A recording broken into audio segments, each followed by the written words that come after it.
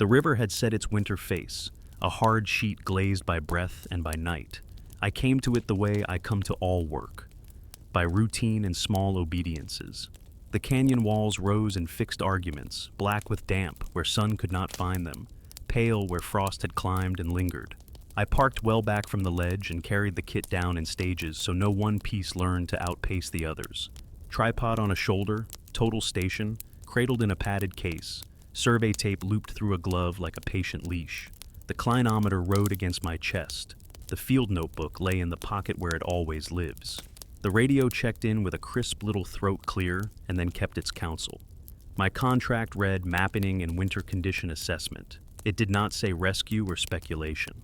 I folded the line into my pocket and kept to it. The first station went in on a shelf scoured by wind into a quiet of its own. I set the tripod legs where the ice took them, without complaint, and felt the slight sway settle into stillness. The total station came out of its case heavy with promise and past calculations. I locked it down and sighted a prism I had wedged in a crack across the bowl. The beam stitched an invisible line between one stubborn point and another. The survey tape unreeled over the ice with a dry whisper, its fiberglass body remembering every curl and kink, and then forgetting them under my glove. I worked slow because slow pays. Angles, backsight, foresight, checks against the quick sketches I had made at home from summer satellite scenes and last year's notes. The winter shape was always different. That was the point of coming. The wind came off the high country in small, clean pushes. It brought the smell of cold rock and a faint smoke that had no visible source. Somewhere up valley, a cook fire must have learned to keep itself small. I listened to the canyon because a place like this keeps minutes in sound. My work has a way of turning listening into measurement and measurement back into listening. When I called the first shot, the canyon answered with the kind of echo you expect from a simple bowl. A full return, rich, one voice again. I logged the observation with the ink that tolerates freeze. The clinometer gave me a modest line to the lip. Everything behaved, and that too deserves a note. I moved down the ice to the next point, a little nearer the throat where the canyon narrows into a processional walk. The sun stroked the opposite wall without warming it. Ice underfoot had a skin of new powder that complained politely when I set the spikes. I took the backsight and felt the rhythm of steps and shots settle into the body. That work song that lets the head scan for what does not fit.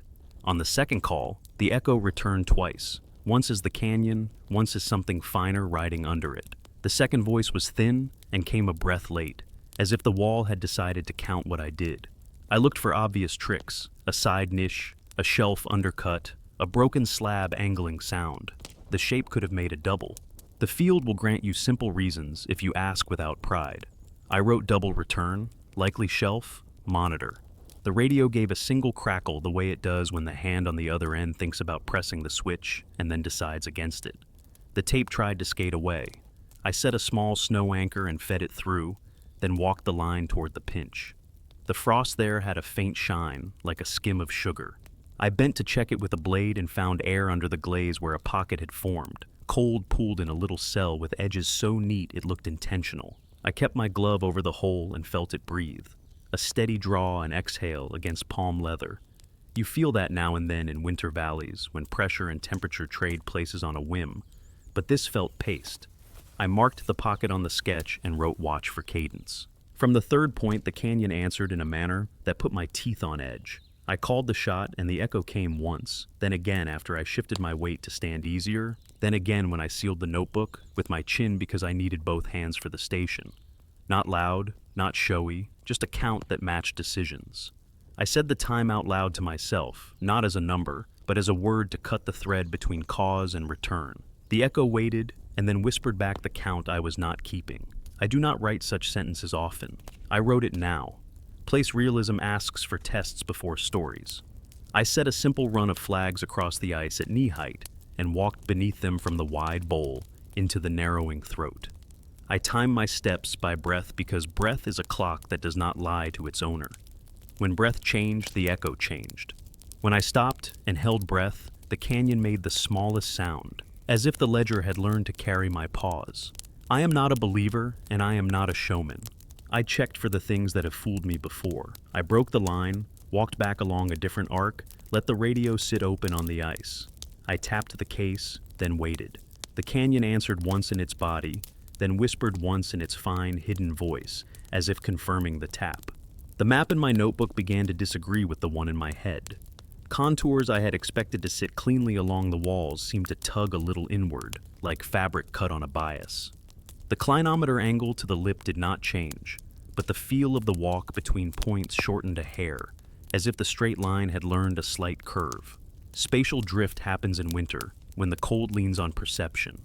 The cure is more points, better checks, a sternness with yourself about assumptions. I set another station, then another, until the day had grown thin and the light fell sideways along the river skin. Each shot came back ordinary in the main and peculiar in the small. The fine voice never grew loud. It kept count the way a desk clerk keeps a tidy page. Tap, step, breath. Tap, step, breath. Orders pressed up against field reality, the way brittleness presses against a warm hand. I was supposed to make a winter condition plan for crews who would come later with tools and ropes. I was not supposed to chase oddness into the narrow part. I told the radio I was moving a little deeper to verify a run of suspected undercuts and got the calm reply that happens when the person far away is answering two things at once. Copy. Check in at top of hour. The radio had nothing like hours in it. I held the schedule against a bone in my chest and said I would honor it. I packed the station and shouldered the tripod. The tape rode in a loop again, too well trained to misbehave in wind. The canyon ahead tightened into its familiar procession, ice polished by travelers in other seasons, now sealed under winter's glaze, walls that held up more sky than seemed possible.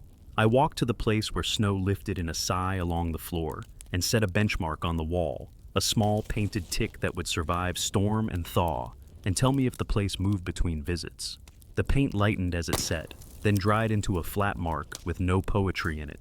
I have always liked that about benchmarks. They tell the truth in a square voice. When I stood still after the paint, the canyon gave me a return without a call. It was not loud.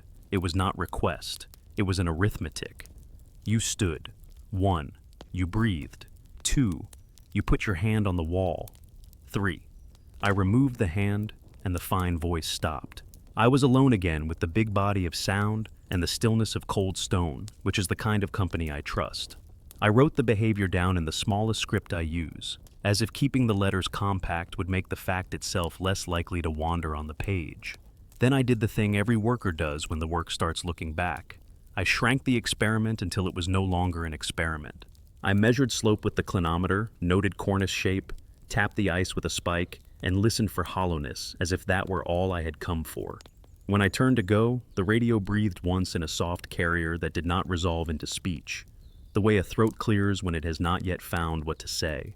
I told it I was returning to the first station to check closure, and my own voice sounded steady in the frozen air. On the walk back, the flags lay quiet, their colors dulled by a skin of rime. The tape hummed a little in the breeze and fell quiet when I gathered it. The canyon did not add to its ledger. Perhaps it had chosen to stop keeping count, or perhaps I had simply drifted out of the part of it that listens. At the shelf, I checked closure the old-fashioned way. Align sights, verify angles by different means, compare sketch to line to sense of the place in the body. It was close enough to pass, which is another way of saying not exact enough to be smug about. The winter map would be good enough for crews to plan anchors and anticipate break lines. It would not be honest if I pretended the fine voice had not entered the work. I stood with the tripod on the shelf and felt the canyon's cold in my teeth. The field asks for quiet in the face of a thing you cannot yet name. I gave it quiet. I closed the notebook, sealed the radio, and promised myself I would return with a method simple enough to separate wish from signal. The light was already falling into the slot in a way that means go. On the climb back to the truck, snow squeaked that particular winter squeak that says the day has found its frost and will keep it. Behind me, the canyon held its breath. When I opened the door and set the case on the seat, the radio clicked as if making a note of the act. I did not answer. I am a cartographer. I draw what stays the same and make space for what doesn't. The map on my lap showed a corridor and a throat and a set of honest points. The space between them had begun, quietly, to count. I wrote that sentence on the inside cover and underlined it as if a firm hand could keep the idea from slipping. Then I closed the book and let the engine turn over, a simple sound with no echo at all. I went back the next morning, before the old tracks could soften their edges and lie to me about how sure I'd been. The sky had that high, dry blue that makes shadows look like measurements. I kept the kit in the same order, refusing the small urge to shuffle pieces just to feel new. The total station rode easy in its case. The tripod remembered the shelf. The survey tape rested neat under a glove loop. The clinometer tapped my sternum when I breathed deeper than usual. I greeted the canyon like a colleague, calm and plain, and it answered by holding still. That is how winter says hello. I rebuilt the first station and let the instrument find its balance, then checked the prism across the bowl. The beam settled to work as if it had been waiting for me. I called a shot in a normal voice and logged the echo as a single clean return. On the second call, I moved my boot half a length and the thin voice from yesterday rose a shade late, an afterthought that still knew the count. I did not look into shadows for a shape. I looked for reasons. I walked the line between station and prism and paused in the places where sound might bend. A shallow recess where ice lifted from stone, a rib in the wall that could send a sliver of voice on its own errand. I set small flags at those places and put tidy notes beside them in the book. The smell in the canyon was clean cold and a faint sweetness that reminded me of paper warmed by a hand. I told myself it was glue from the flag stems, then checked the stems and found only plastic and frost. Procedure gives you calm when the head tries to hurry. I laid the survey tape on the ice and let a light breeze play it like a string. I tapped the tape gently with a knuckle and stepped away. The big canyon voice replied as expected, full and single. The fine voice replied as well, but not to the tap. It replied to my step. I tried again, tap without step, then step without tap. The thin return counted the thing that changed me rather than the thing that changed sound. I wrote that plain. The ledger counted the witness, not the strike. I set a new point downstream where the throat begins to educate the river. The ice there had formed thin terraces, each lip crisp enough to catch a toe if pride walked first. I made the tripod legs memorize their stance and settled the instrument with a cautious hand. Between backsight and foresight, I let the radio sit open on the ice, listening. It gave a single carrier whisper when I touched the notebook and nothing when I spoke. I closed the radio and tapped the case with a fingernail. The canyon returned once, and then the thin count followed as I capped the pen. It is an odd feeling when the ordinary becomes part of your experiment without asking permission. I wanted a cleaner line between guess and finding. I took the clinometer and sighted the lip, held steady through 2 long breaths, then wrote the angle in words rather than numbers, so my own mind could not bully me with exactness. I checked it again at once, and it read the same in the language we use when we do not trust digits. Then I walked the same path as yesterday until I reached the small air pocket under the glaze. The hole breathed against my glove again, a cool draw and release that did not match the light breeze on my cheek. I counted breaths to see if the pocket kept its own time or mine. On the third breath, no, I caught myself. There are no numbers in field stories you hope to keep true. After a small handful of breaths, the pocket exhaled when I held still and drew in when I shifted weight, like a bellows polite enough not to make a point of it. I wrote the cadence in big script so I could not pretend later that I had meant something else. I moved deeper. The walls crept closer, and the sun found fewer excuses to show itself. When I called a shot here, the main echo came back with a faint smear at its tail, as if the canyon were remembering what I had said and repeating it to itself before letting it go. The thin voice still counted adjustments. I tested speech next to the painted benchmark, then with my back squared to the wall, then standing where 2 slabs met behind a pile of wind-transported sugar. The ledger followed my body, not my sound. I tried to confuse it.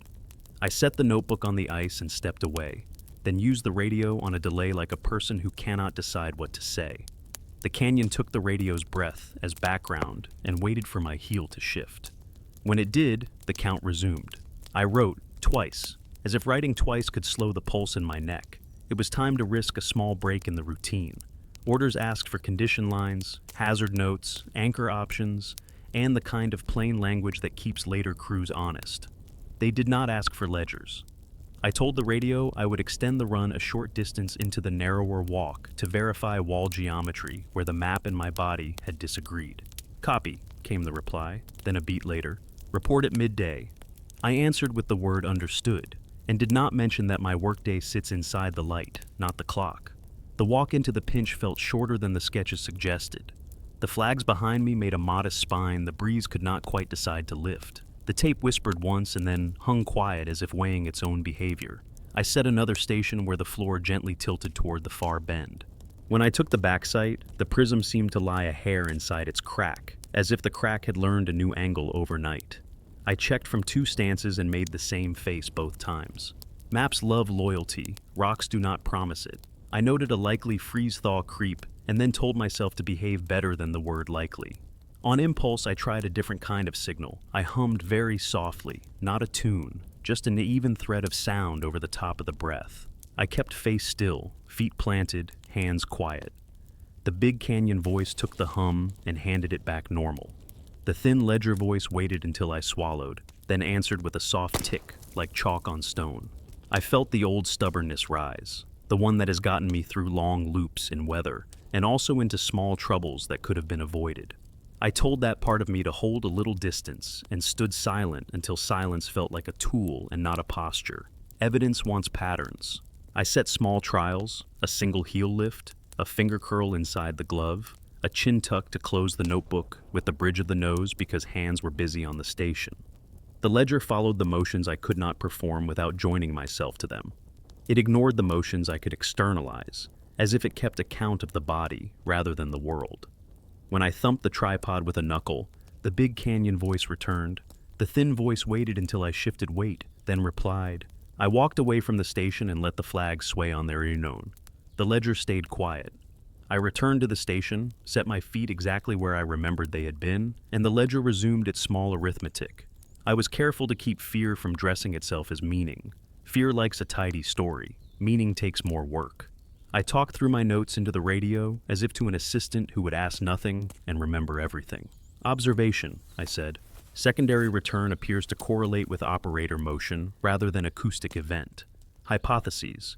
Pressure changes localized at body, micro-resonance in clothing layers, or unknown coupling between stillness and canyon geometry. Action. Extend transect, place passive objects, return next light with partner if available. The radio kept my sentences without argument and then returned its quiet hiss, which in winter can sound like a gentle refusal to make things worse.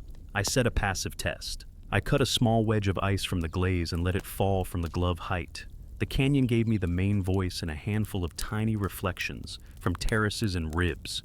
The ledger stayed out of it. Then I leaned my shoulder against the wall for the length of 2 calm breaths, let all my weight rest there, and then took it away as carefully as a person lifting a sleeping child's head from a lap.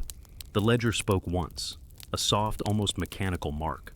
I did it again with less, and then with hardly any. The mark noticed the difference as if it favored thresholds over volumes. I made a note I underlined, responds to changes, not magnitudes. A smell drifted up the throat from down valley, faint resin as if some dry juniper had been persuaded to burn in a place where there is never enough wood. It mixed with that paper sweetness and made a small library in the cold. The wind could have carried it from far downriver, where villages warm their hands at night. Or it could have been my mind giving edge to air.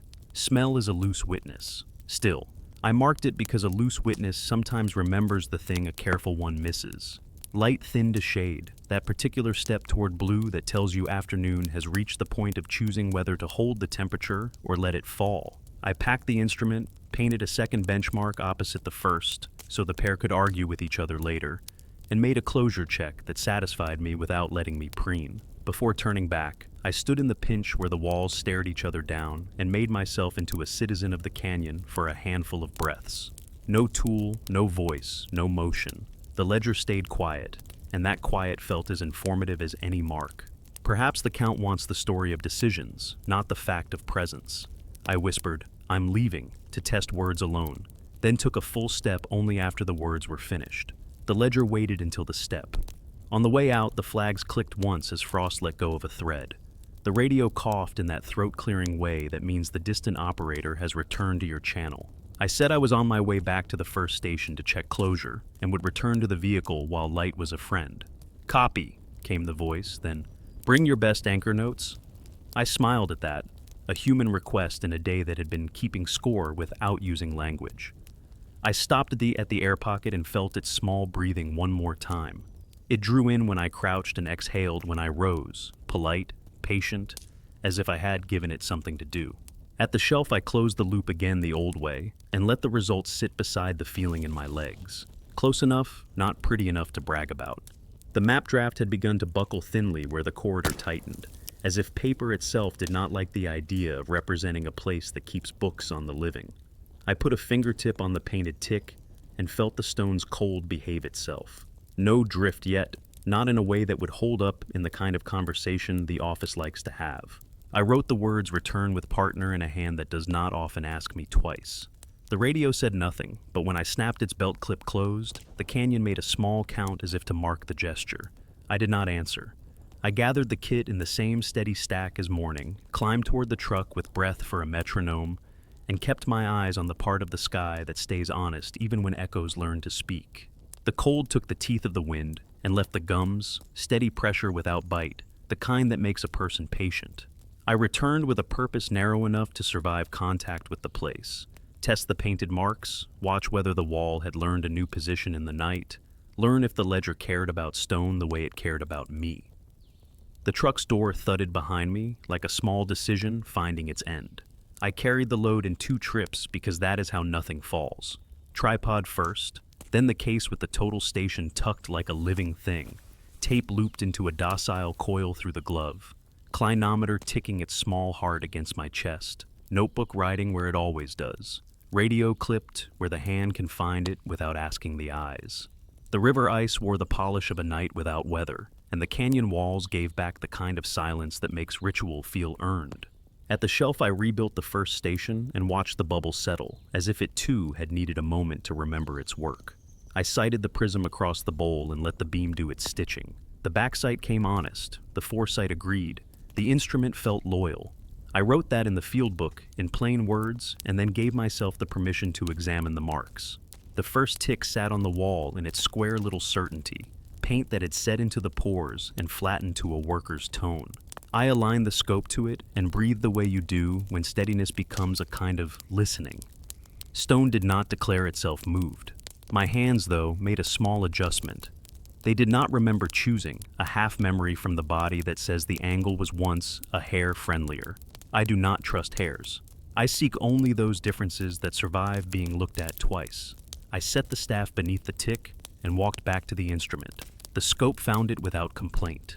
When I spoke the observation, the big canyon voice returned full and true. After I shifted weight to ease a boot edge, the ledger voice murmured its little count as if it had leaned over my shoulder to see the line. The second tick opposite the first told a neater story. Light raked the paint and showed a filigree of tiny fractures where the stone had exhaled a little in the night. Not a failure, not even a warning, more like a clearing of the throat. I set the station to measure the span between marks and gave the tape its job, careful not to bounce it against the brittle glaze. The tape settled in the cold air like a sentence ending exactly where it should.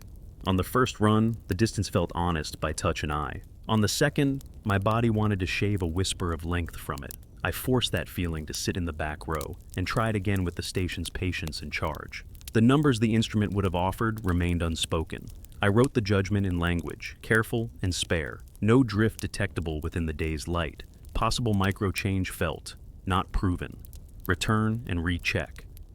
The radio squawked once and then behaved. I told it I was extending into the pinch to test wall geometry and hear what the ledger heard. The reply came calm and professional with a small human edge. Stay within good judgment. Call if anything feels off beyond your appetite for mystery. I moved toward the throat where walls draw closer as if they mean to speak privately. The flags from yesterday hung with a sheen of rime at the edges, making them look meek. I decided to test whether the ledger respected objects that pretended to be people. I tied the radio to the tape and set them on the ice, then took 3 long steps away, kept face and hands still, and waited. The big voice returned my breath and the shape of the canyon. The ledger voice remained quiet as a clerk who sees through a trick and does not enjoy games. I laughed once without sound, because the idea of a canyon having taste felt indecent and exactly right. The air pocket under the glaze breathed against my glove as before. I tried covering it with a scrap of cloth from the repair kit. The breathing changed not at all, but when I leaned closer and allowed my own breath to calm, the pocket's draw and release began to fall into near step with me, lagging slightly, as if listening from a room beyond. It was the benchmark at the Narrow's bend that told me the day would not end tidy. I set the tripod where its feet had bitten yesterday and adjusted until the instrument remembered balance. The clinometer read the lip in the sober language of slopes. In my own words, I wrote the line as gently steeper than the sketch, which is the kind of phrase that can hide a great deal if you let it. The prism across the way looked familiar and then not, as if the crack that held it had swallowed a sliver of its own corner during the night. The back sight gathered itself twice before it settled. The foresight to the mark came home true. I asked myself what had changed: the meeting angle of ribs, a touch of sublimation at an edge, or the more vexing possibility that I had changed in how I stood.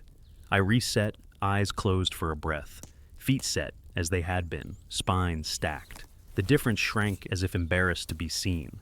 I tapped the painted tick with a knuckle and listened. The big echo came easy. The ledger waited for me to make a choice that looked like a choice. I let the notebook rest on the ice, then picked it up and wrote, and the ledger marked only the picking up.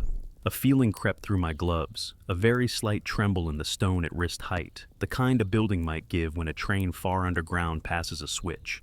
I laid my palm flat and felt nothing. I pressed the side of my head where ear and hood met and heard the canyon's breath move slowly along its length. A thing I had heard 100 times and now listened to as if it were a voice saying a single syllable, learning how to say it again. Orders hovered in the space where the canyon narrowed. Not words on a page now, but a posture I could occupy or refuse. I was expected to produce anchor guidance clear enough to keep hands safe when the ice began to crack and the season ran hard water under the floor. I was not expected to name a fine tally kept by echoes that did not belong to sound. I compromised the way field workers do when judgment rubs against instruction until both leave a mark. I set 2 small slung anchors and test cracks well above the winter floor, equalized with webbing whose stitches I trust, then put light weight on them and wrote how they held and what they told me about the rock. The ledger did not count the webbing's tension or the sound of it settling. It waited for my quiet decision to untie, then marked the resolution with that chalk-like tick that has begun to feel less like sound and more like accounting. I tried stillness in new forms. I turned my back to the wall and looked down the throat until the far bend became a thought rather than a sight. I breathed shallow, then fully, and then allowed myself a longer pause. The ledger kept the better company of my shifts, not the way I fed my lungs. I crouched, and the little breathing pocket near the glaze drew in as I went down, exhaled as I rose, an obedient mirror with half a beat of defiance at the turn. I hummed again on the same even pitch, not to play games, but to set a line I could test against the quiet.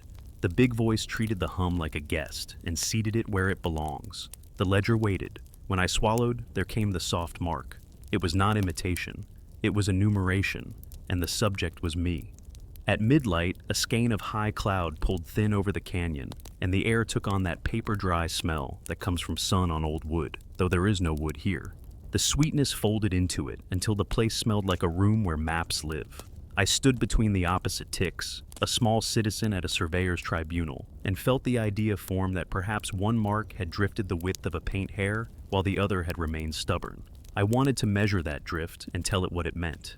Instead, I folded the tape, because the tape will always pretend to give more certainty than the day deserves.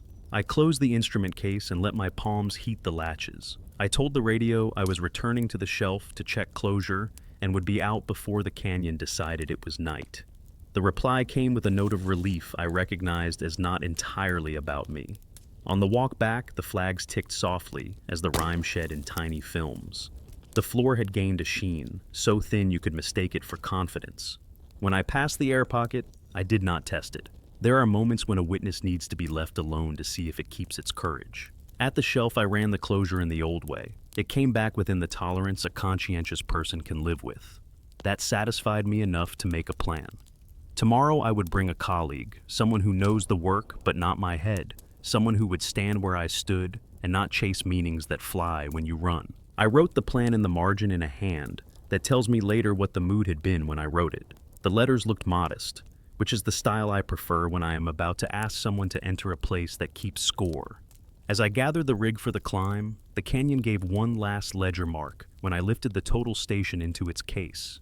It did not mark the closing of latches, the tug of straps, the boot edge finding the first ledge up. It marked the moment I decided that the day was over. I felt it like a pencil line on a page I could not see.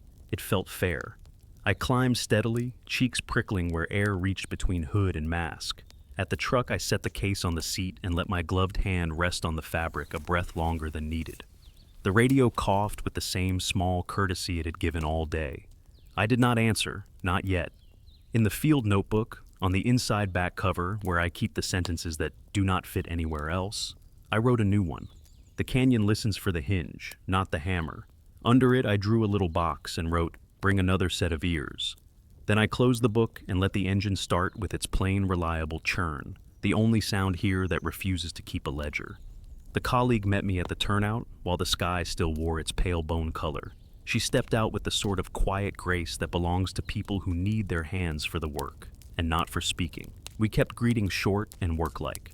I handed her the notebook, asked her to read only the anchor notes and hazard lines, not the margin thoughts. She smiled in that way field people do when they understand the shape of a request and the respect inside it. Tripod and total station went down first. The tape loop found her glove and stayed. The clinometer tapped a polite rhythm against my chest. The radio took a test breath and returned to silence. We moved with that two-person economy where tasks braid together without conversation. The river skin was a little more brittle than yesterday, its frost graining like paper that has been folded and unfolded. At the shelf, we built the first station with both minds on balance. I let her run the instrument while I set the prism. She sighted across the bowl and spoke the observation in plain language, and the canyon returned a single full voice the way an empty hall answers a name. She shifted her stance and called again.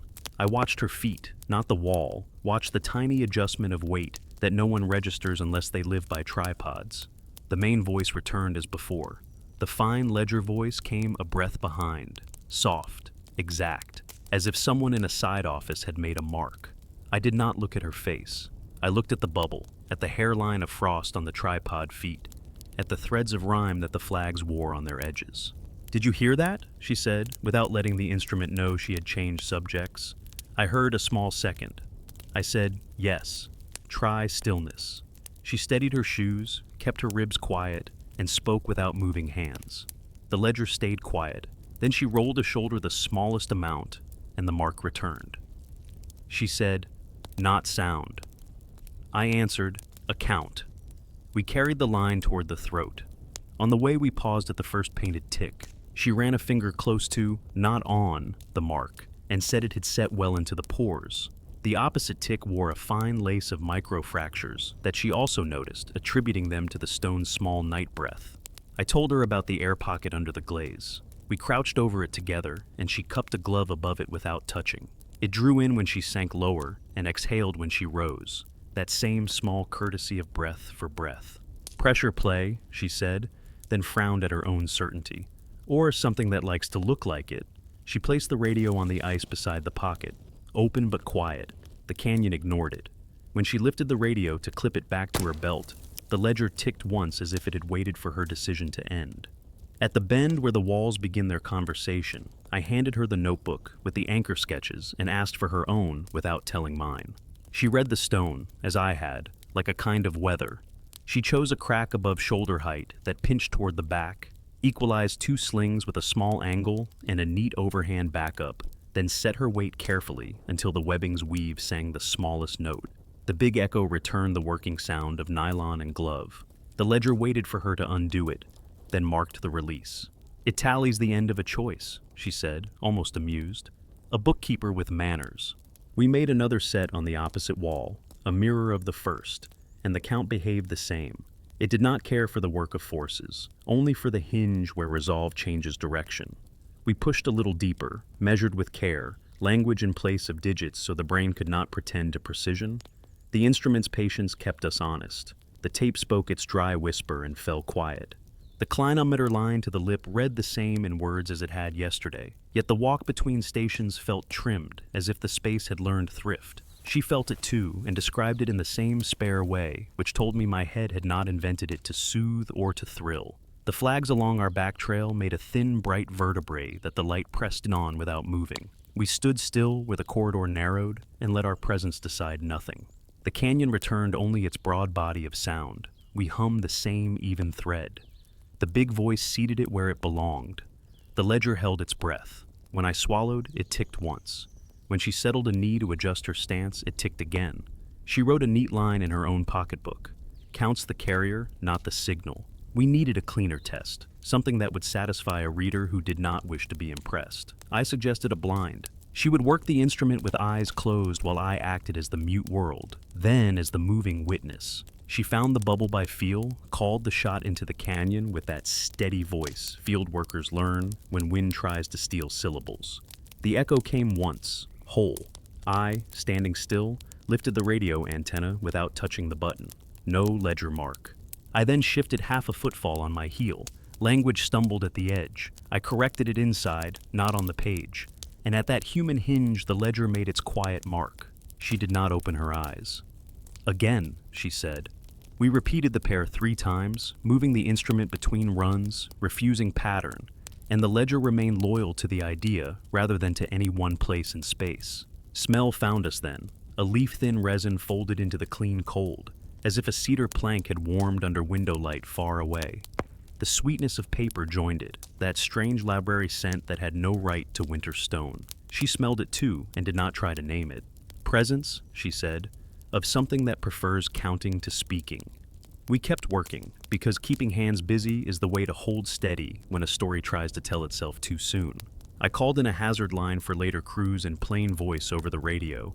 Thin terrace lips, watch toes, undercut at bend, safe slinging above shoulder if thaw begins, and let my breath be the metronome that kept fear from writing method.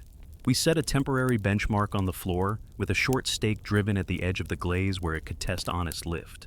I tapped it down with the heel of a glove and felt the stubborn refusal of cold sand beneath ice. We planned to leave it and read it on the way out. As we rose, the ledger counted the completion, not the tapping. We tested speech directly. I spoke a word without moving any other part, then I wrote a word without speaking it. The ledger ignored voice and ink alike, and noted the moment the cap returned to the pen. She laughed softly and stomped once, a theatrical quake. The big voice bounced thickly. The ledger ignored the performance until her weight rebalanced. We were both becoming protective of how spare the ledger remained, how it refused theater and tracked only the private pivot. The instrument gave a small tremor then, not a failure, more of a shiver, the way a metal thing announces deep cold to your hands. I sheltered it with my body for a span of breaths, and we agreed to run closure from this depth rather than chase the bend while light thought about leaving us. On the way back, we stopped at the air pocket. She laid a strip of tape over the hole not to seal it, but to let the lifting and settling make a faint tap. It tapped in answer to her crouch and rise, not to the breeze. We left it be because a witness turned into a tool too soon becomes part of the wrong story. At the shelf, we ran closure with the dull satisfaction of people who prefer the proof of work to the drama of explanation. It held within the slack a map can responsibly absorb. We compared bearings in our plain language, and they matched enough to keep our office selves from frowning. The radio gave the small, clear throat of a person checking in. I reported the condition lines and anchor notes, omitted the ledger by name, described instead a correlation between operator posture and secondary returns that needed longer study with fresh heads. The reply, proceed with caution, pair work approved until weather ends the window, a mercy and a responsibility at once. Before we climbed, she stood between the painted ticks and faced the long throat as if making peace with a room. If it is counting, she said into the quiet, what happens when we leave nothing to count? We tried it once more. Instrument closed, gear stacked, bodies still, thoughts held like unblown dust. The canyon offered only its ordinary breath. Then, together, without speaking, we decided the day was over. The ledger made one precise soft mark, the neatest of the day. She exhaled the way a person does when a lesson finishes writing itself. Contours disagree, she said, borrowing the line from my plan without knowing. Maybe the count is the contour we never learned to draw. On the climb, the wind found our cheeks through the small gap in fabric and reminded us we were simple creatures in a large calendar. At the truck, we laid the total station into its case with the care due a thing that keeps our work honest. I wrote a new sentence on the inside cover, where the blunt truths live. The place marks the hinge of intent. Maps that ignore intent will not close. She added beneath it, in fine compact script, return with passive measures and a third mind. We shook hands without flourish. The canyon did not count that. Or if it did, it kept the tally to itself. which I found I could respect. We drove out under a sky that promised hard stars and a colder morning, the kind of promise that keeps a person cautious, the best kind. We returned with a trunk of simple witnesses and one more mind. He was a quiet engineer from the valley who preferred to listen to machines more than to people, which made him a kind of cousin to the canyon. We chose him because he would not be impressed, and because his hands had the steadiness of someone who knows that small parts are never small. We loaded the truck with the same care as before, then added the passive measures we had promised: a string with a pebble for a pendulum, a strip of builder's paper to tear in calm air, a mirror as wide as a palm, chalk in a small cloth bag, and a roll of dull thread with knots tied at unequal spacings. We spoke less than the road asked of us. The sky held a thin lid of cloud, and the cold leaned in without dramatics, which is a kind of generosity. At the shelf we rebuilt the first station as a team, hands crossing without friction. She ran the instrument, he set the prism, I laid the tape and checked the legs with a boot heel and a glance. The bubble settled the way a person settles back into a chair they know well. The first call from her mouth brought the big echo back, whole and honest. She adjusted a fraction without letting pride write the move, and the ledger voice made its fine mark, an almost polite tally placed in the margin of the air. He heard it and gave us nothing of a face, only a small nod toward the instrument as if to say, "I acknowledge your anecdote, now show me its work." We laid the pendulum from a pole over the shelf and set it swinging with the smallest whisper of a push. It cut its clean arc, stubborn to any crosstalk. When I stepped away, the ledger counted my leaving and ignored the stone's quiet motion. We moved down toward the throat, flags lifting a little in a breeze too lazy to pick a side. I handed the engineer the notebook to see the benchmarks and the anchor notes. He read them with the same even attention he would give a wiring diagram. At the first painted tick, he pressed a fingertip near the mark without touching it, and listened not with ears but with the posture of his shoulders. He said the stone felt tight. At the opposite tick, he tilted his head and frowned the engineer's frown, not the poet's, a small doubt that refuses to leave until accounted for. The microfractures had deepened in the paint's skin, still simple cosmetic weather, but enough to make both of us right cautious. He suggested we place the mirror flush to the wall at each mark, and watch whether the canyon would tell on the wall through light rather than sound. We pressed the glass with mittened palms until suction made itself known. The mirror held its place like a second pupil. At the air pocket, we let him find the breath without us teaching. He crouched, covered the space with a glove to feel the draw and release, then took the glove away to test whether the canyon would mimic his body or ignore it. When he lifted his head just a little, the pocket breathed out. He squinted at that, a man who rarely squints, and said he did not like coincidences that behaved like habits. She set the strip of builder's paper above the hole. It lay still when the breeze touched her hood, stirred only when she stooped. The ledger voice marked each human hinge, ignored the paper's theater. We left the paper in place, a tiny flag for a hole that should not own a flag at all. The throat pinched as before into its private hallway, and the smell rose again. A thin resin folded into the clean cold, the sweetness of paper warmed by an absent window. The engineer smelled it and said nothing, which told me it was real. We set the tripod at the bend and I steadied it while she leveled.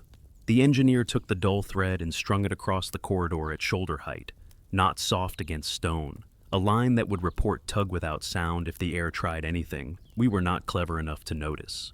He tied the far end to a piton in an old crack that had hosted more complicated seasons. The thread lay slack and unassuming. If it shifted, we would see it in the mirror's corner and in the line of the tape where it crossed. We began our runs as before, plain voice, steady breath, the instrument patient. The big echo returned with its familiar body. The ledger made careful ticks when we chose. I asked the engineer to perform our blind, operate or witness without knowing which, let us manipulate or remain still, see whether the count stayed loyal to human hinges. He accepted the conditions like a craftsman accepts a jig, with interest but without reverence. When he stood motionless and I lifted a heel, the ledger marked only me. When he shifted weight while we changed nothing else, the ledger marked him. When we kept ourselves still and pulled the thread a hair with gloved fingertips, the ledger ignored the pull. He stared at the thread, at the mirror, at the wall. "It counts decisions," he said finally, as if granting a reluctant patent. "Not motion, not sound. The moment inside, the moment when you go from intending to intended. It can't be right, but it fits the data you've given it." We tried to break our own argument. She clicked the radio to transmit without speaking, then released it. The ledger ignored the machine's little life and marked only the soft resolve in her hand when she let go. I opened the field book and held the pen over the page, not writing, then wrote, then paused with the cap in my teeth, then capped it. The ledger spoke only at the cap. We set the pebble pendulum moving again, and I leaned close to stop it with breath alone. It kept its patient dance. When I loosened the knot in the thread without letting it slide, the mirror gave the smallest suggestion of movement, and then behaved. I felt suspicion for my own senses, and asked the engineer to watch the mirror while I manipulated nothing but the idea of ending the test. He watched a long while without telling me so, then said he saw a tremor at the moment he could tell I had already decided to speak. It was too neat. We all despised how neat it was. Procedure has a way of offering mercy when ideas begin to eat their own tails. We built anchors as planned and wrote their behavior in the plain tongue that later crews can trust. We placed a small piton high where the rock pinched back, slung it in its neighbor with webbing that has stood winter and worse, leaned into the equalization, then bled the system gently, the way you do when you want a quiet truth. The big echo greeted the low song of webbing and glove. The ledger kept its ethics and marked only the release when we chose to undo a thing. The engineer spoke to the rock the way voltage techs speak to stubborn housings, respectful, gently impatient. He did not get poetry from it, and did not ask for any. The map in my head began to shrug off the paper one in my notebook. The walk between stations felt slimmer than the closure would permit. Bearings written in language stayed loyal, while the body insisted the corridor had learned a new thrift. The mirror at the first tick showed a line that was not line, but a feeling of difference, a faint lean of light at the edges when we decided to end the set at one mark before walking to the other. When we reversed the order, the lean reversed with us. We could not replicate it without injecting decision into the circuit. The engineer stared into the glass for a long time, and then looked away as if refusing to believe himself. He proposed we leave the mirror in place and return later without speaking at the threshold. We agreed and moved to pack the instrument. That was when the cost began to stand up. The total station gave a tiny complaint in the focusing wheel, a little grit that did not belong. I opened the case to find a dusting of crystalline snow where a latch had sweated and then sighed. Not a failure, not yet, but a warning that the day was growing its own way. The radio coughed in that small throat, and the voice from far down the valley asked for our line status in that careful way that makes it a request and a check at once. I gave the honest report about anchors and floor and wall choices, about the undercut at the bend, about the comfort level for crews who do not come to make legends. I did not name the ledger. I said we had found a pattern of secondary returns correlated with operator posture that warranted continued study.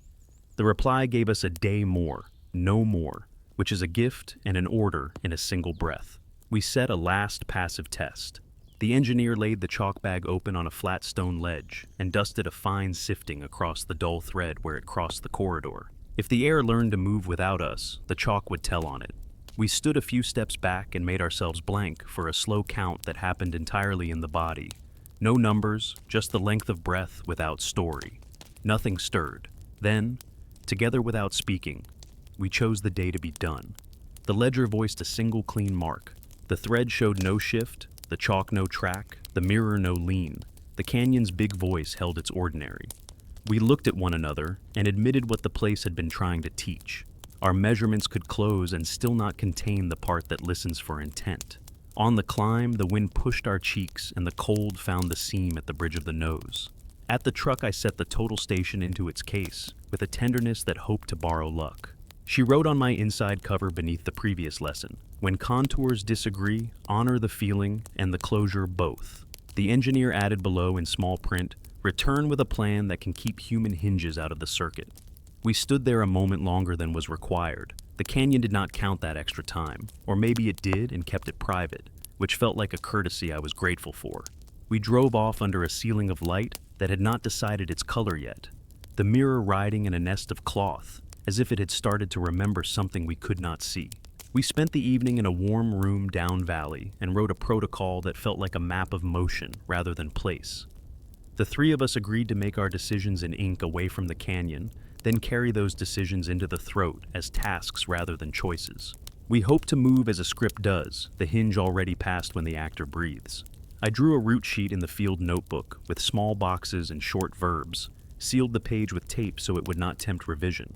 She prepared a second card in her own hand without showing it. The engineer made a list of passive measures that did not require the twitch of a person. A pendulum pinned high and set free by a melting pellet, a chalk line that would drop when frost let go, a mirror that would fall when a thread weakened in cold.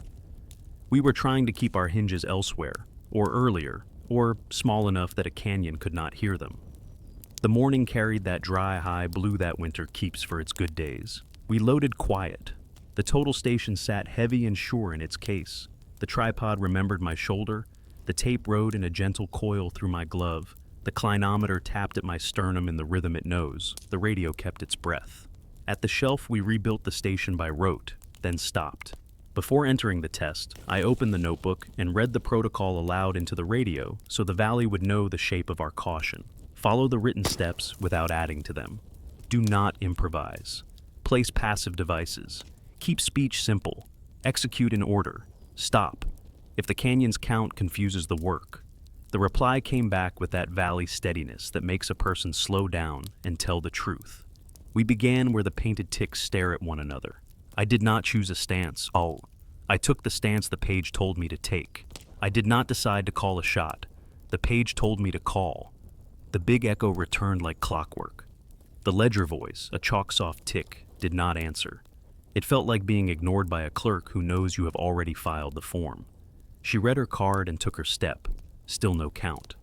The engineer watched the mirror in the corner of his eye and wrote with a blunt pencil about light that did not lean. A small part of me wanted to grin, which is not a field behavior I respect. I kept my mouth still. Then, halfway through the sequence, a small ridge of brittle glaze appeared where the floor had been smooth the day before. It would have caught a boot if we had been proud. The page did not include it. The script told me to walk forward and plant the staff.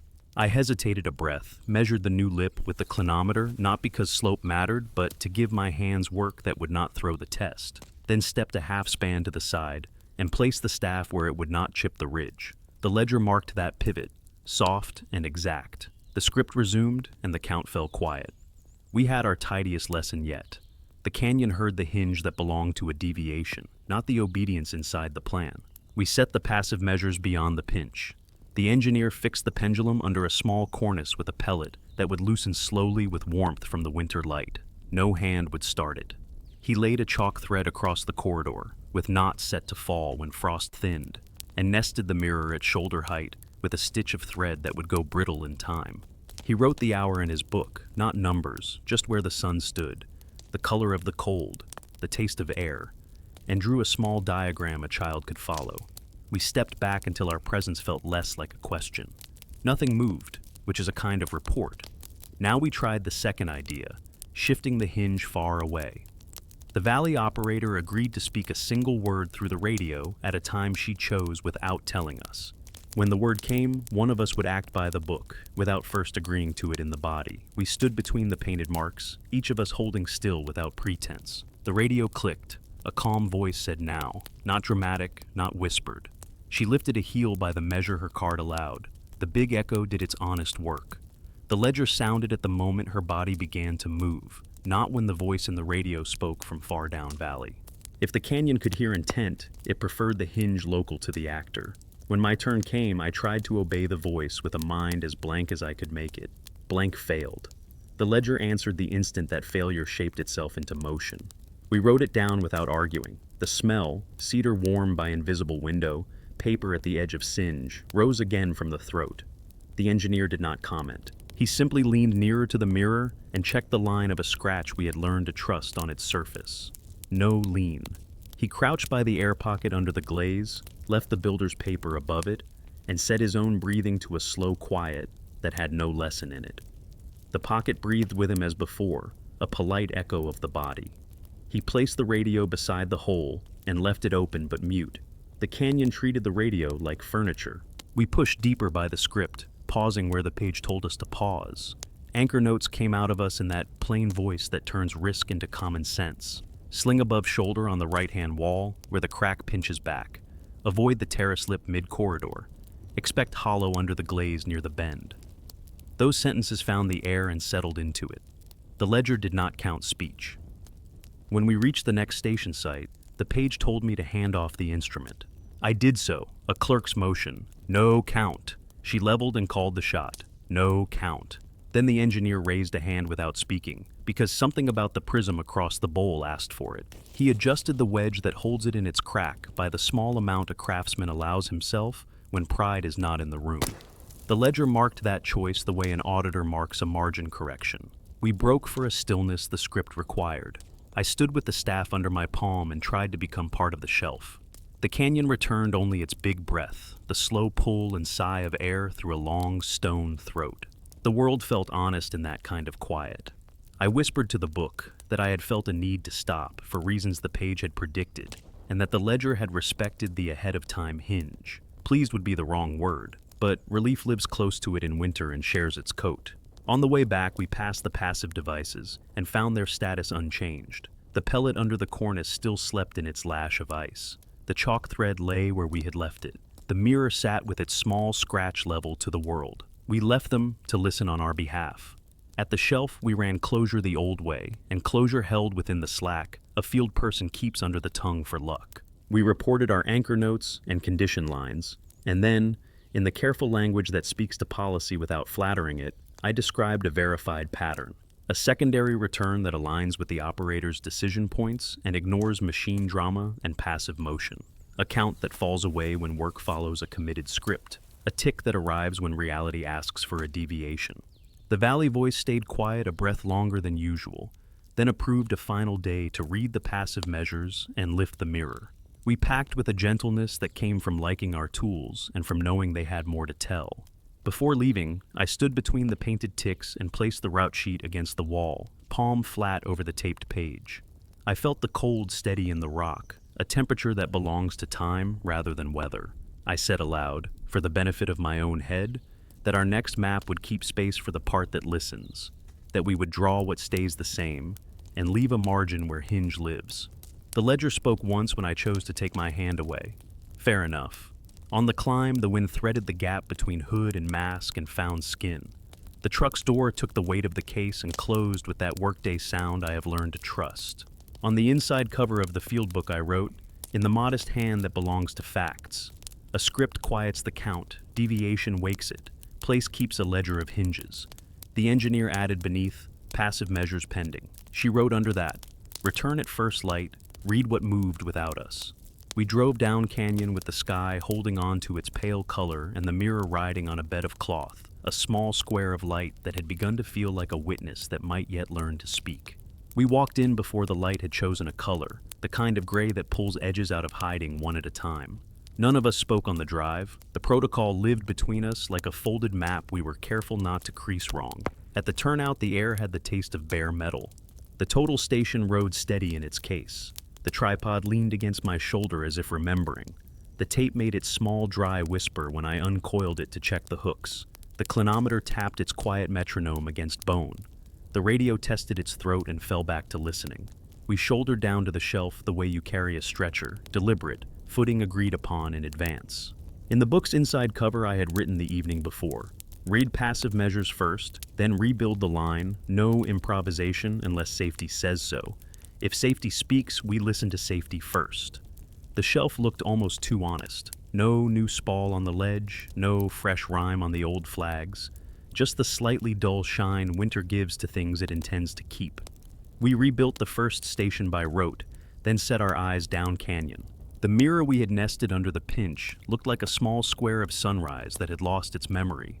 The chalk along the thread still lay in a dusting that could have been yesterday's thought. The cornice pellet held its frost leash without apology. We did not approach yet. The engineer raised a hand and reminded us to look rather than visit.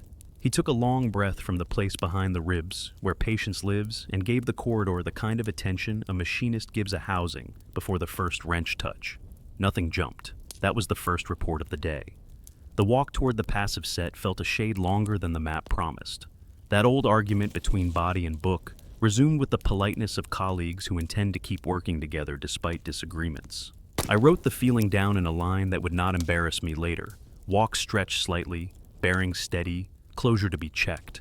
The canyon carried a smell of cold stone and that thin resin we had learned not to explain. The sweetness of paper came fainter. as if some window had been shut in the unseen room where it lives. The air pocket under the glaze breathed with our approach before we bent to greet it. We left it untested, a witness in a chair at the edge of the room, hands folded, patient. At the pinch, the mirror had done something small and careful. It had slipped scarcely at all. Not fallen, not leaned, just learned a new way to sit against stone. The scratch we had trusted as a level thread lay a sliver off where we had left it. The engineer did not touch it. He knelt, eye level with glass, and let the stone's cold pass through the knees of his pants. "Could be frost relax," he said, almost to himself. "Could be nothing telling us it wishes to be something." The chalk on the thread had softened along one knot, and not another, a faint sigh where we had expected a clean report. The pendulum under the cornice slept in its ice, unwilling to begin. We made the first honest decision of the day and wrote it before acting. Read, not fix. Document, not correct. I took the notebook and described each small change in the blunt tongue I reserve for field truths. She spoke the mirror's posture into the radio without allowing speculation to ride along. The big echo returned our speech in its broad body. The ledger voice, soft, exact, stayed quiet while we named what had happened. Then the engineer leaned closer than he had intended, not enough to breathe on glass, enough to cross the line between watching and engaging. The ledger marked that hinge with a tick that felt like a pencil landing on paper. He flinched, then grinned at his own reflex. "All right," he said, "we still have our accountant." We rebuilt the next station and checked backsight and foresight with the steadiness that keeps weather from inventing reasons. The instrument behaved loyal, though the focusing wheel still had that tiny grit from yesterday's sigh in the latch. I covered the case to keep the day from adding to it. The tape draped the floor in a line that made sense to the eye and the hand both. The clinometer read the lip in words we had already learned to trust. Each time we followed the script, the ledger kept its manners. When we needed to deviate, once for a terrace lip that had sharpened in the night, once for a seam in the glaze that threatened to turn a boot, each inflection drew a mark in the air as neat as the last. The Count did not seem interested in us as characters. It cared for the grammar. The radio called softly with the valley voice, a reminder to report passive outcomes before noon light lost its edge. I said we had a mirror with a new slouch, a chalk sigh along thread, a pendulum still asleep, and a corridor that continued to move more in the body than in the page. The voice asked the question a good office asks when it respects a crew. Does this change your anchor guidance for later teams? We answered with the same spare phrases we had used the day before. Sling high on the right, where the crack takes the line back. Avoid the mid-corridor terrace lip that wants toes. Anticipate hollow under glaze near the bend. Use patience with the floor's false confidence when thaw begins. We did not let the ledger into that report. The office cannot own something it has no language to carry yet. We decided to test absence. The engineer stepped back beyond the flags and watched through the scope while she and I performed a set of movements we had committed to ink. Raise, lower, trade positions around the station, adjust webbing on a test anchor, secure and release the tape, cap the pen, close the notebook. All of it as a performance we had rehearsed. The canyon held the big voice steady. The ledger offered nothing until we strayed outside the script. When I looked at the mirror, not as a tool, but as if it might speak, the tick came. When she let her hand rest on the painted tick, an extra breath longer than a worker's touch allows, the tick followed. When the engineer closed his eyes to listen with the head behind his head, as he called it, nothing answered until he opened them and chose where to stand. The place did not count reverie, it counted decisions. The cornice pellet at last surrendered to the thin sun. The pendulum moved. It took the arc that gravity orders and kept it, slow as a longer lesson. The ledger ignored it entirely. The chalk line, given a new courage by the same shy warmth, shed a film along one knot. The film lifted, loosened, fell in a powder that left the thread clean. The ledger ignored that too. The canyon's big breath owned these changes. The little accountant did not. I wrote a line I underlined for my later self. Passive changes report to the world, not to the bookkeeper. In the hour's middle, we found what the engineer would only call a gift, and I learned to call a debt. The mirror, left to its slouch and ignored for a time, shifted while none of us watched. We had been running closure at the station and speaking the old language of checks and patience. When we looked back, the scratches line had learned a new lean, a touch of attitude that belonged to neither wind nor frost. The thread had not moved. The chalk held. The pendulum kept its patient arc with no gossip to offer. The mirror alone confessed to something we had not asked it to say. We moved as close as caution allows, felt for whistle of draft, and found none, held breath and watched whether our stillness mattered. The ledger stayed silent for a long, generous span. Then, when I decided that the mirror would tell us nothing more and turned my head to leave, it gave a minute, almost courteous click against the stone, as if closing a chapter. We had to talk then, not as poets or believers, but as people who will be responsible for anyone who comes after. We stood in the corridor, where walls like patient judges face one another, and wrote the sentences that may outlive us. The place is stable in its main body, but holds small behaviors that answer to a human hinge. Anchor practice remains as drawn, increased caution near the bend where the map's confidence thins. Personnel to be briefed on echo irregularities without naming them as anything but phenomena. The fullness of that honesty weighed on my shoulders with the case. While we packed, the canyon gave a run of ledger marks we had not earned. Not loud, not frightening, just a sequence counted against nothing we could name. The engineer held up a hand and asked us to keep our bodies in the attitude of leaving without actually departing. The count stopped. He had the look of someone who has just watched a circuit complete itself between components he had believed were insulated. "It may be listening for the idea of the day ending," he said, gentle with the absurdity. "Not the motion, not the speech. The hinge we each feel where the work becomes memory." The wind in the throat lifted a few grains of rhyme and set them down again without invention. The resin smell thinned until only the idea of wood, the idea of warmed paper, remained.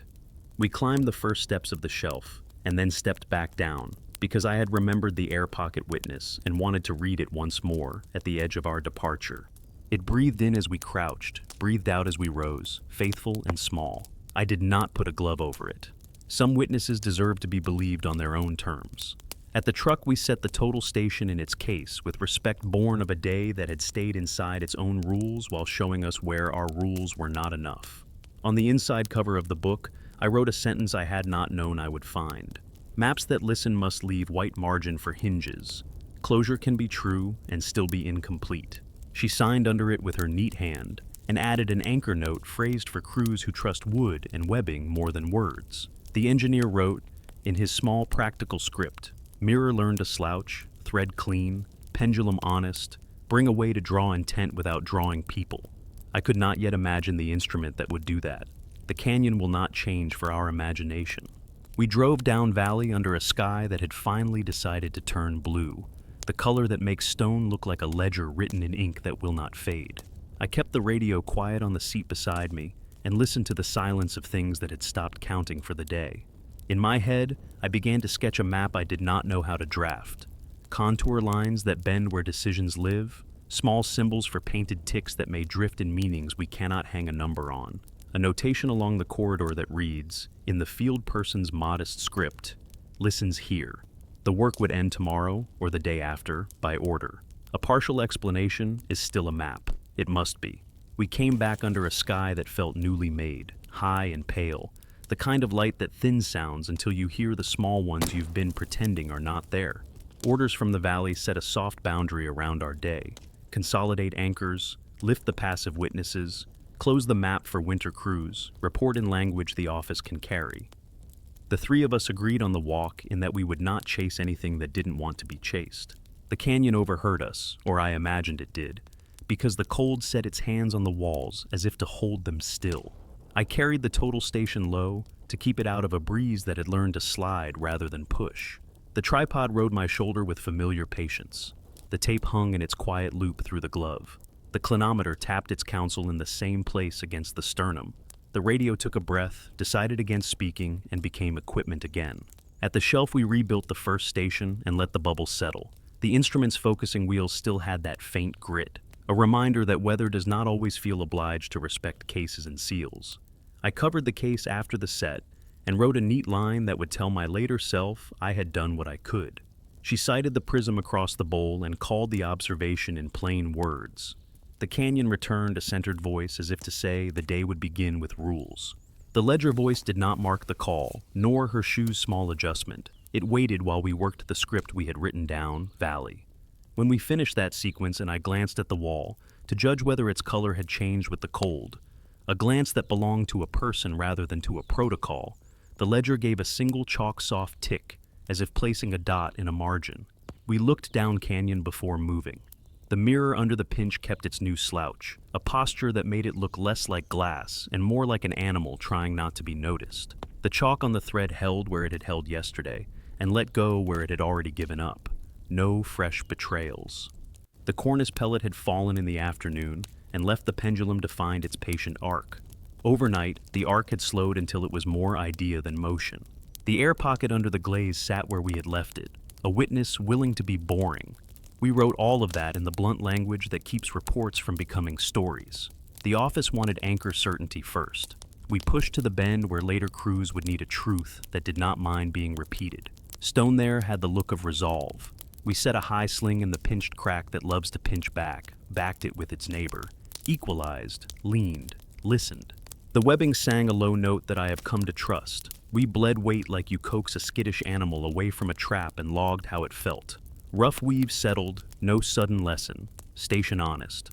The big echo returned the work with its broad body. The ledger waited until we untied and placed a quiet mark at the instant task became memory.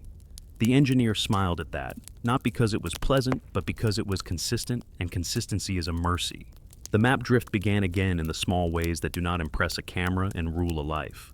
Walk distance felt a shade shorter than bearings promised.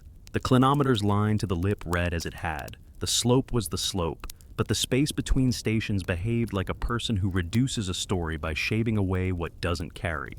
She felt it too, and said so in her tidy notebook. That spare script of hers that always sounds like an adult in the room. We agreed to keep the drift as a feeling, not a fact, and to carry both with equal care. The canyon had earned that. We read the passive measures next. The thread still lay true across the throat. The mirror had learned another small mannerism, not a fall, not even a real lean. More like a breath that leaves and then changes its mind at the door. The engineer knelt with his temple near the glass without touching, listening in the way a machinist listens for a bearing that means to complain but hasn't found its voice. No draft, no tremor under the knees.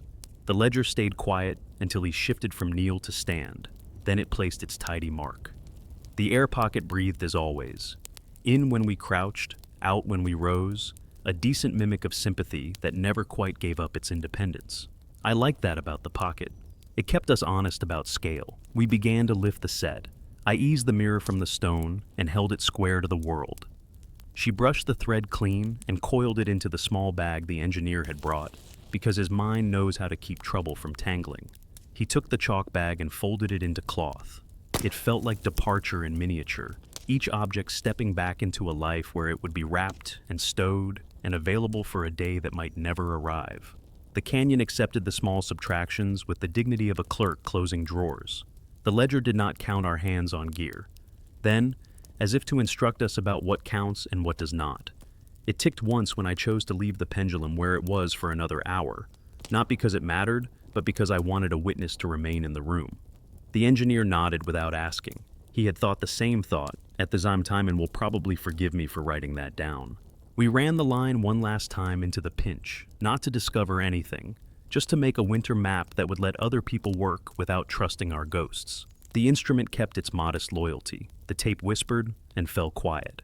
The flags behind us learned that thin tremor that frost gives to anything that insists on color in a place that prefers stone.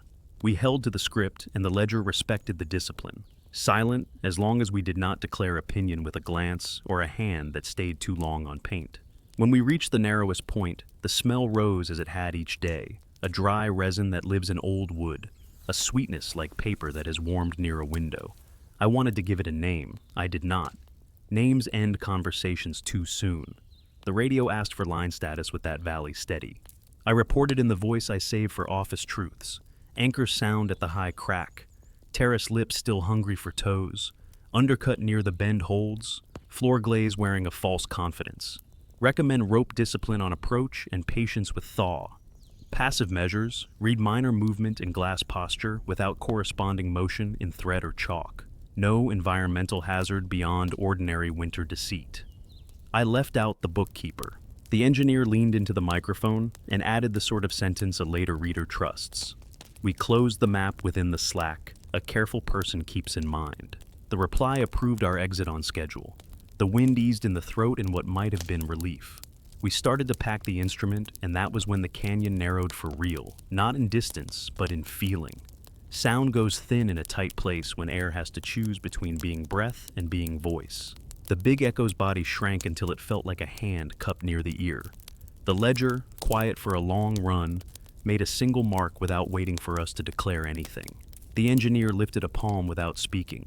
We understood it as we have understood each other all along. We became still the way you become still when a high line trembles and you do not want it to be your fault. The canyon held its cupped sound. The ledger made a second mark. It felt like being counted by a thing that was not angry and not pleased, merely thorough. I told the radio we would pause a breath for a floor assessment, kept it at belt height rather than to the mouth, so my voice would not startle the room. She knelt and pressed a gloved knuckle to the glaze away from undercuts, a simple test for hollowness that has saved lives without ever asking to be celebrated. Solid enough for our boots, uncertain enough for later boots, a sentence we would write many times.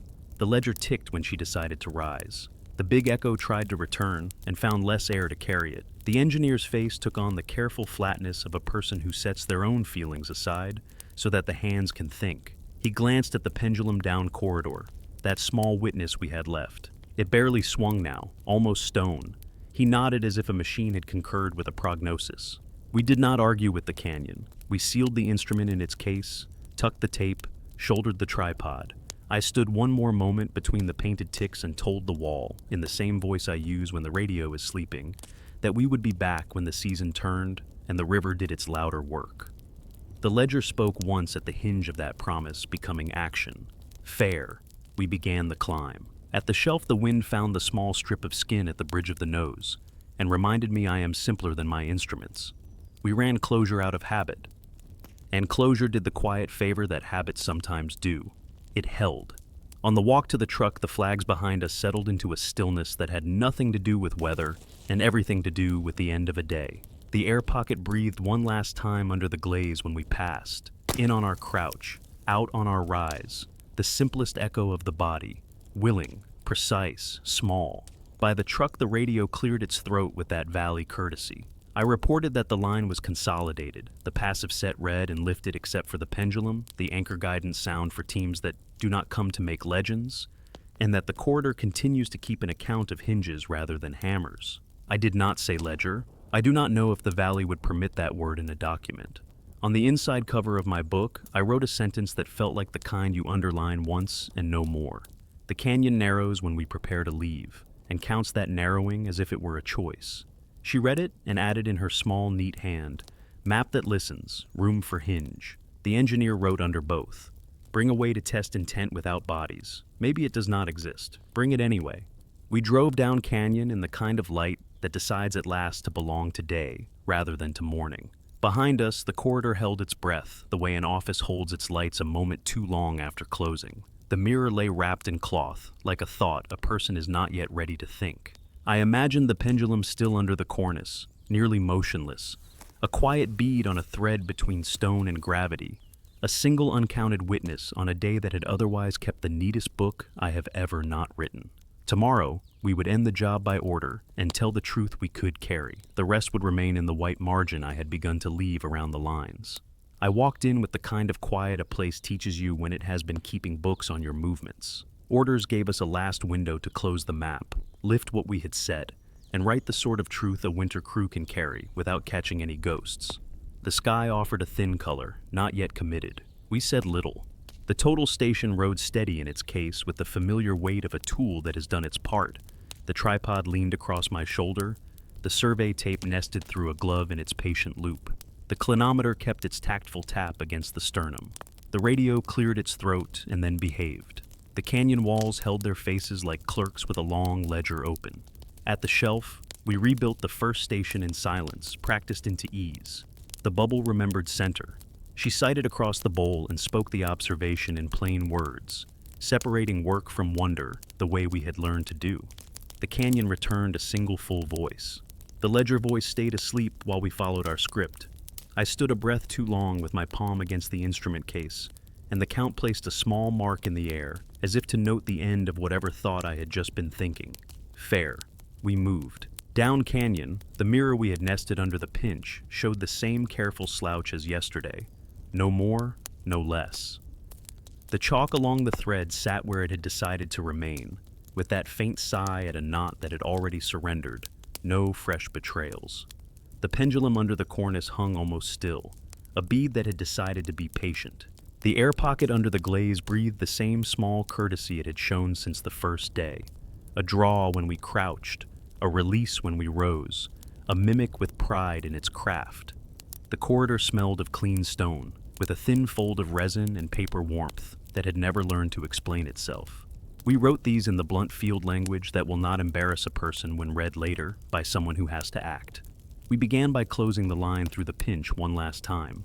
The instrument kept its modest loyalty. The focusing wheel gave a faint sandy reminder of the day a latch had sighed. The tape whispered across the floor and fell quiet when gathered. The clinometer read the lip with the sober steadiness of a thing that does not care for stories. The walk between stations still felt a fraction thriftier than the bearings promised. I allowed the body to note it and commanded the hand to write only what would hold in a later conversation.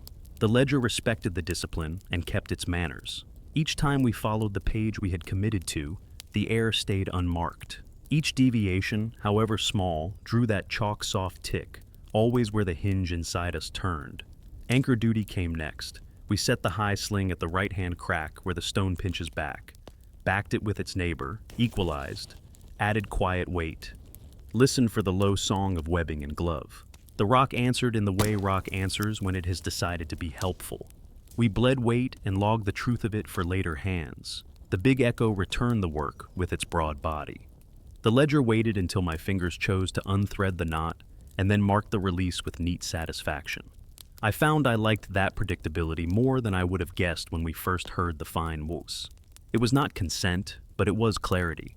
The valley's voice asked for status with its usual steadiness.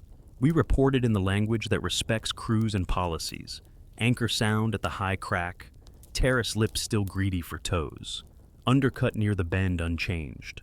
Floor glaze maintaining the false confidence we have learned to distrust. Passive devices to be lifted after reading. Map closure expected within the slack, a careful person keeps in mind. We did not name the accountant in the air. The office cannot hold a word until it knows where to put it. We visited the passive measures in the order the book demanded. The thread lay true and came away clean when she coiled it. Chalk a minor memory. The mirror in my hands felt colder than the air, the kind of cold that belongs to time rather than day.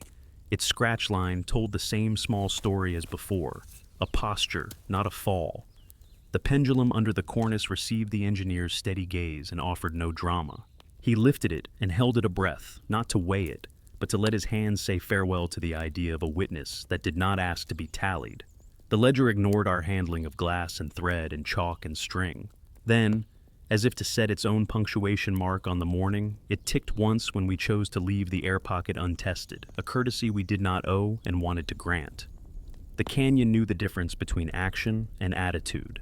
We took a last quiet run into the throat, not to discover, only to honor. She leveled the instrument with that economy I have come to trust. I walked the tape as if walking a line between two opinions and kept my feet from the terrace lip that still wanted attention. The flags behind us held their little tremor of frost and color. The smell of resin thinned. The sweetness of paper hovered, as if it belonged to a room we could carry but not enter. I paused at the painted ticks that had stared at one another through days and shifts and wrote a simple thought in the margin, not for the office, for us. These marks stayed honest enough to earn our patience. I resisted the urge to lay a glove on the paint and be counted for sentiment. The ledger stayed quiet, approving or indifferent. The map in my head began to align with the one in the book, the way 2 layers of tracing do when a hand learns not to push. The drift remained as a feeling the body refused to drop, but the closure held inside the habit that keeps a worker modest. The engineer said he would draft an appendix for crews who like instruments to speak. A page about threads and mirrors and chords that tell true when breath is quiet. She promised to add a paragraph I had not known I needed. A line about how anchor choice lives, where a person's care chooses not to pretend. I wrote both to remind future me that a map is an agreement between the world and those who intend to touch it. We began to pack for real. I felt the hinge arrive the way you feel, the first cool under a cloud, and know the day has chosen its next shape. I closed the instrument case and buckled the straps. The ledger voiced one clean mark. The engineer drew in the line to the shelf and tied it short. The ledger stayed still. She looked down canyon and then looked away with the restraint of someone who could make a story and chooses a report instead. The ledger honored that by saying nothing. We took one last look at the narrow where winter had kept its little library of smells and small breaths and echoed counts. I lifted the radio and let the valley know we were leaving the corridor and would complete closure at the shelf before exit. The reply was the kind of thanks an office gives when it knows gratitude is not the tool you need and gives it anyway. At the shelf we ran closure because that is how you end a job that belongs to a season. The lines met in a way that satisfied the part of me that uses pencils and does not argue with stone. I stood still a moment and let the place write whatever moment it wanted. The big echo returned the shape of the shelf and the bowl, and the high, patient sky. The ledger waited until I decided to take my hand off the case and then place the day's final dot. It felt less like a judgment than a receipt. The climb took the heat from cheeks where fabric leaves its small strip of honesty. At the truck, I set the total station on the seat and let my gloved hand rest on the case long enough to feel the weight change from tool to cargo. The radio cleared its throat and returned to being an object. We stood by the tailgate with our books and faced the work that comes after work. On the inside cover, where my blunt truths live, I wrote the last one this season would get from me. The canyon kept account not on sound, but on the hinge where intent turns to motion. A script quieted it. Deviation woke it. Passive things spoke to the world and were ignored by the bookkeeper. A partial explanation is honest enough for winter. Draw the corridor, note the undercut, count the terrace lips, mark the safe cracks, and leave a white margin at the throat where the map listens back. She added beneath, in her steady hand, that later crews should enter gently and keep their decisions small and in order, because the place respects discipline. The engineer wrote in his compact script that he would bring a device that might draw choices without drawing people, then crossed it out and wrote instead, "Bring patience." We drove down canyon under a sky that had taken on a clean blue, the kind that makes stone look close to paper. The mirror lay wrapped in cloth, its scratch line resting. The thread and chalk and pendulum sat in their bags with a dignity objects earn by telling the truth once. In the passenger seat, the folded map showed the corridor and the throat, and the shaped lines of a winter a worker can trust. In the margin, I had left a quiet white band along the narrowest reach. On that blank, I wrote one word in the field person's small script, a note to anyone who has to work where echoes make lists: listens.